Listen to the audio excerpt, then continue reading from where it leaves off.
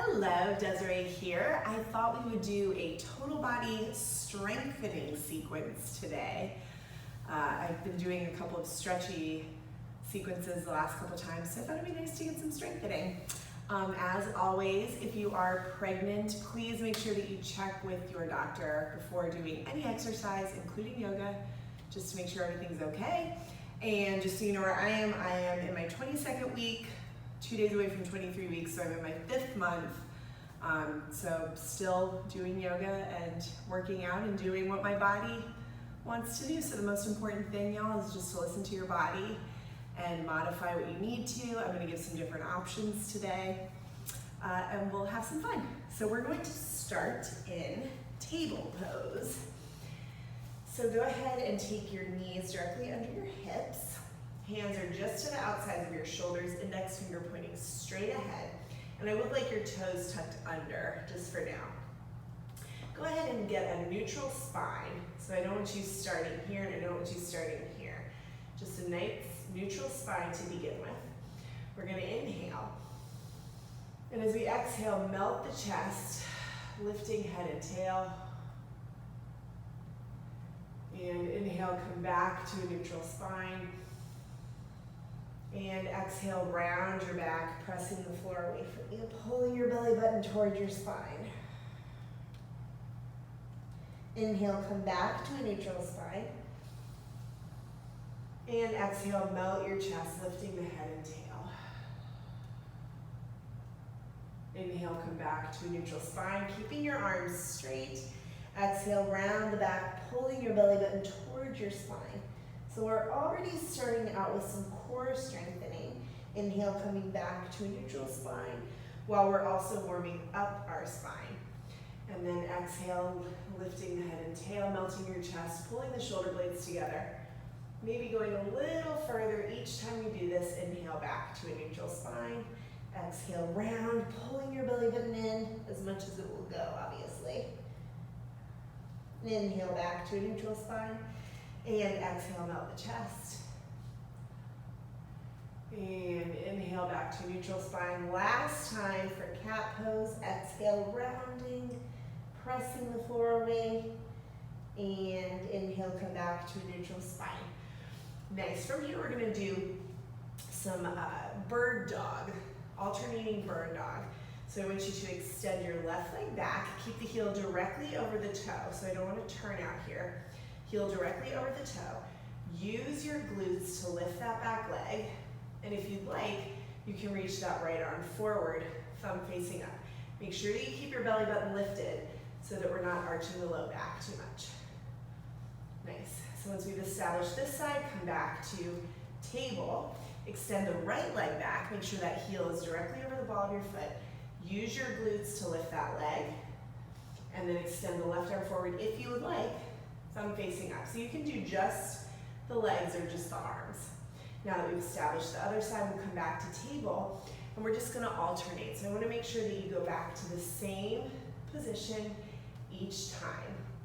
And back to center, really using your glutes to lift that back leg, extending your knee, keeping the heel directly over the ball of your foot, extending that front arm forward, thumb facing up. Making sure that you're keeping your head in line with your spine. There's no need to drop it down and see what's happening back there. I promise something is happening. We'll do a couple more times on each side. Really lengthening, making sure that we're checking in, keeping that belly button lifted. One more time. And come back to center. Good. Let's go ahead and take a child's pose. So bring your feet together, knees apart, and settle back here. So if you want, you can either do this child's pose, bringing your forehead to the mat, extending your arms, or you can also come to your forearms and just do a nice child's pose here. Sometimes this feels better for me, so I like to stay in this child's pose. Good. We'll take one more breath here. And then I want you to come back up to table. And we're gonna step our right foot forward for low lunge. So if you have blocks, you might want to use them, but you don't need them. If you do have your hands on the floor, go ahead and keep your fingertips on the floor rather than trying to get your palm all the way down or keeping just your fingers down. So fingertips or blocks.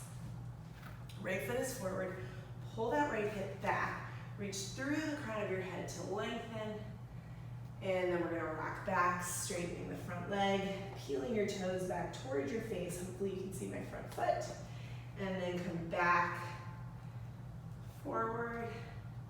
Good, rocking back, straightening the front leg. We're gonna do this one more time. Coming forward, lengthening through the crown of your head, right hip pulls back, hips come back, straightening the front leg. Nice, and then we'll come back to low lunge. From here, I want you to keep that back toe tucked under. Keep your right hip pulled back, and then we're gonna extend the back leg, lifting that knee off the ground, lower the knee, and then heel towards your cheek, your butt cheek. Foot back down to the ground, lift that back knee, straightening the leg, lower the knee, bend the back knee, back down. We're gonna do this 3 more times, lifting the back knee, lowering. So make sure that you're using your hamstring, which is those muscles on the back of your thigh, and then really engaging your quads as you lift that back knee. I lost count as I was talking. I think we have 2 more. Definitely no more than that though. Lift, and one more time. Good, heel to butt. I lost count again. We'll do 1 more. And come back down, ending with heel to butt. Good, come back to table pose. Whew, I'm getting warm. All right, let's do left foot forward now. And y'all, nothing has to be graceful here. So left foot forward, either using your blocks or fingertips on the mat. And we'll start with our rocking forward and back between low lunge, pulling your left hip back, and runner stretch. Stretching back, straightening that front leg, reaching through the crown of your head as you come forward, and pulling back. Good, and once again, coming forward, and pulling back. Good, let's go ahead and come forward to lunge.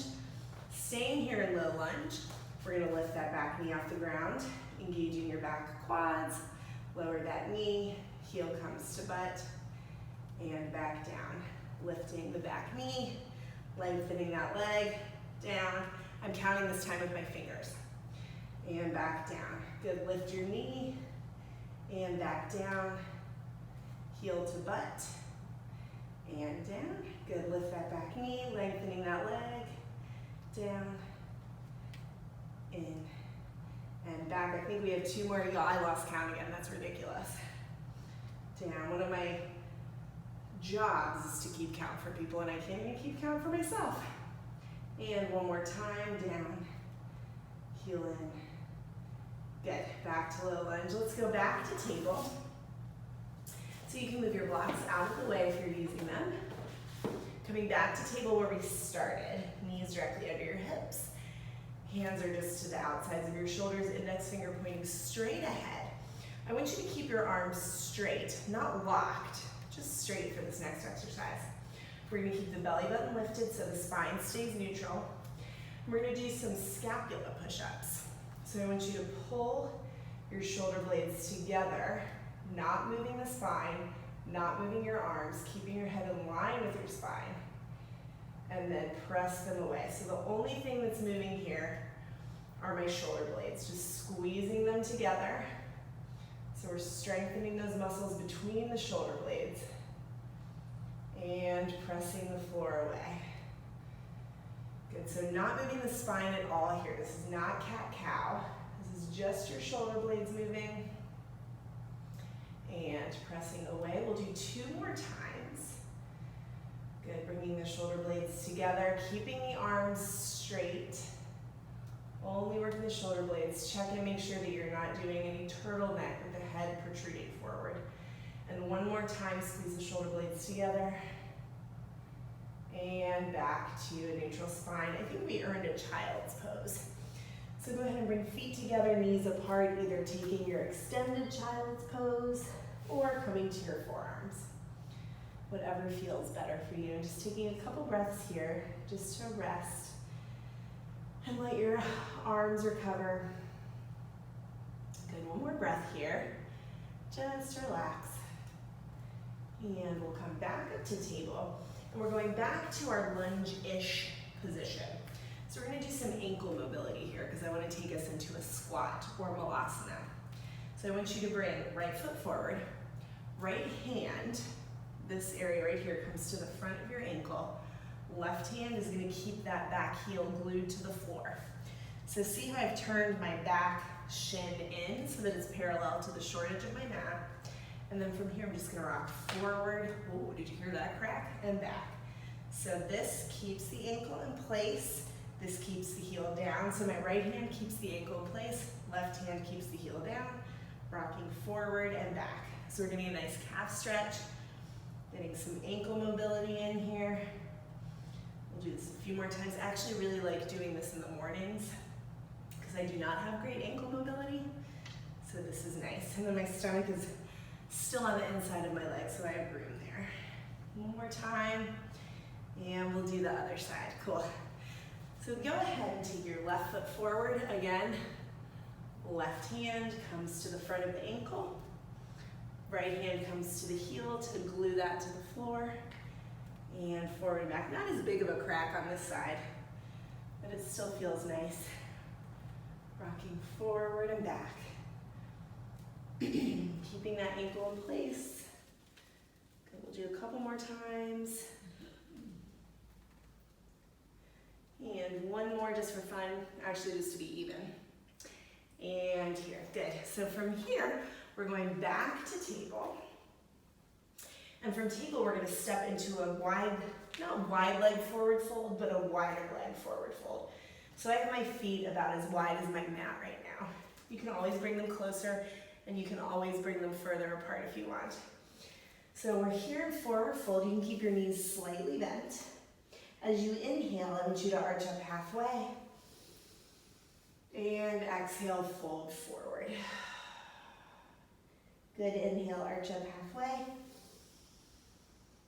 And exhale, fold forward. Let's do 3 more times. Inhale, arch up halfway. And exhale, fold forward. I'm going to show you with blocks. If you want, you can always use blocks here. Inhale, arch up halfway. And exhale, fold forward. One more time. Inhale, arch up halfway. And exhale, fold forward. Good. You can either keep your blocks here or place them off to the side. So for malasana or squat, I like to turn my toes out because that's just what my body needs to do. If you want to turn your toes out, if your hips need that access, then you can do so. If not, you can keep them more parallel. So from here, we're going to lower our mat, lower our butt towards our mat. That would have been interesting the other way around. And then knees to the insides of your legs, palms pressed together. So I'm going to turn here in just a moment so you can see what I'm doing. And then lengthen through the crown of your head. Good. So if you have trouble accessing this pose, which it probably took me a year to be able to do this, you can always take your blocks and slide them under your butt for some support. You can also hold on to something. We have a baker's rack in our kitchen that I like to hold on to for support. A bed, the edge of a bed if that's sturdy. So let me just turn around here so you can see what's happening. And I do want you holding this pose right now. So we're holding as long as we can. I used to get into this pose and then totter over, just fall backwards. Another way to make this more accessible, so you guys can either hold this or come out of it, but another way to make this pose more accessible is to roll your mat up and then place your heels on the mat and then squat down. So the more you roll your mat up, the more support it'll give you, the more height it'll give you, so it might be easier for you to get into this pose. So whatever makes it more accessible to you. So we're just gonna hold for a few more breaths here. Good. Whew. And then take your hands to the floor, extend your legs, and then make your way back to table. Good. And then let's go ahead while we're here. we'll just take another child's pose just to get a nice little rest in. So you can either take that extended child's pose or just your child's pose here. One more breath. Good. Nice. And then come back up to table. Go ahead and take your yoga blocks and place them about halfway down your mat. We're going to be resting our hips on the yoga blocks. You can also use pillows for this, stacked towels, anything that's going to give you a little bit of support because we're going to do Cobra. So from here, just make sure that the blocks are lined up to be right under your hip bones. So supporting your hips, but not to where it's in the way of your belly. And we're going to make sure that the hands are directly under our shoulders, pulling the shoulder blades together, reaching through the crown of our head. And this just makes it a little more accessible to do Cobra. And hold it. And get a nice stretch in the front body. You can always bend your elbows if you would like to, or straightening them all the way, but make sure you pull those shoulder blades together, lengthening through the crown of your head. And if you'd like, you can also untuck your toes. Whatever feels good for your body right now. We'll do one more breath here. Good. And then we'll press back once again to child's pose. Since the blocks are here, you can also use them for support, placing either your arms on the blocks or forehead. Remember, listening to your body, doing what feels good for you. One more breath here. Nice. All right, let's come back up to table. You can move your blocks out of the way, and we're going to flip over. Not flip.